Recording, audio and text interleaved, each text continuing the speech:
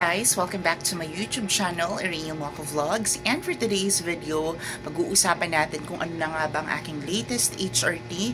My HRT video upload was from 5 years ago. I was sharing my HRT back then. 5 years ago, I was taking Androcur and Estrofem. You can check that out on my YouTube channel. And sobrang short hair pa ako noon, and siguro hindi pa talaga, I'm just new to HRT. This time, ilang taon na? 5 years, 6 years na ako nag-HRT.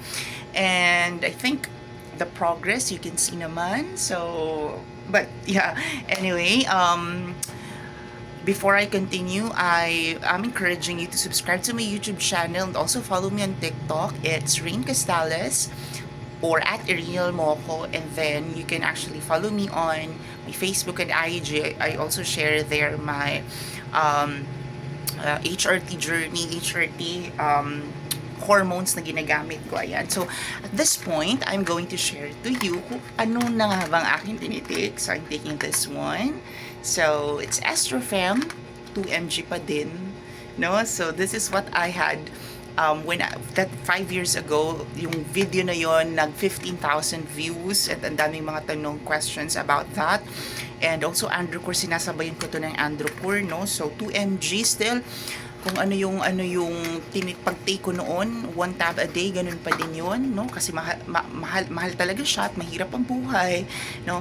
But yeah, ito siya. This is what it looks like. I have a video on taking Estrofem. So, you can search that out on my YouTube channel. Ganun pa din ako mag-take, no? Kung ano yung ginagawa ko from before, still continuing.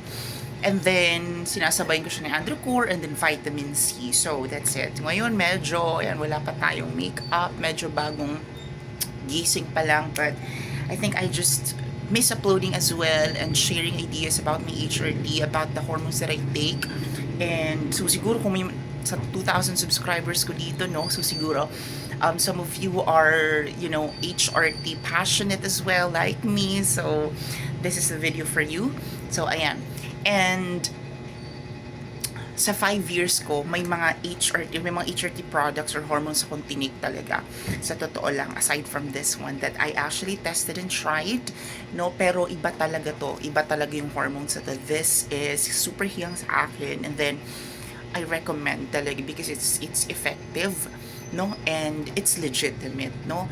I recommend this kasi ito naman talaga, 'di ba? Ito naman talaga yung tawag diyan, yung dapat na tinitake ng mga transgender woman katulad natin, di ba? So, that's it. So, ayaw natin ng yung mga hormonal pills na, ano bang tawag doon? Yung tinitake ng mga, yung tinitake ng mga ayaw magbuntis, yung synthetic estrogen. So, gusto natin yung bioidentical hormones just like estrogen, Estrofem and Progenova. So, sasabayan mo yan ng Androcur. So, yun pa din naman, no? And hopefully, as I progress in my HRT, makapag-upload talaga ako at makapag-share talaga ng information sa inyo because sama-sama tayo dito. We're on this together. We're all in this together. So, that's it. So, hopefully makapag-subscribe kayo sa aking YouTube channel and more uploads, I promise. Bye for now.